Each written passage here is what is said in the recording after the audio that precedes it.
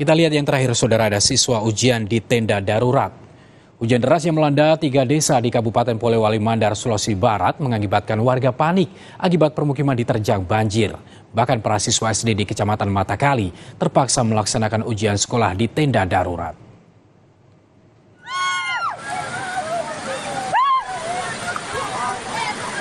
Inilah rekaman amatir saat luapan Sungai Matanga meluap ke permukiman warga di Polewali Mandar, Sulawesi Barat. Hujan deras yang terjadi memicu banjir yang menerjang 3 desa. Akibatnya, warga di Kecamatan Matanga ini pun panik dan berlarian menyelamatkan diri. Selain merusak rumah dan jembatan, area persawahan juga turut terdampak. Warga terpaksa mengungsi ke rumah kerabat yang lebih aman. Rendahnya kebesaran. Banjir juga melanda Kecamatan Matakali, Polewali Mandar, Sulawesi Barat. Hal ini berdampak pada pelaksanaan ujian sekolah dasar yang harus dilakukan di tenda darurat.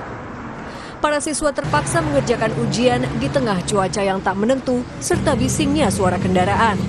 Belum bisa, Pak. Sebenarnya sudah ada 3 ruangan yang sudah dibersihkan, hanya akses menuju ke ruang kelas itu, Pak, masih tergenang. Halaman sekolah masih tergenang gitu. Total ada 3 sekolah dasar negeri yang menggelar ujian nasional di tenda darurat.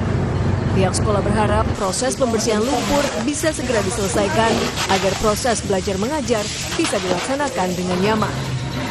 Edwin Arwan Pintu, Kompas TV, Polewali Mandar, Sulawesi Barat.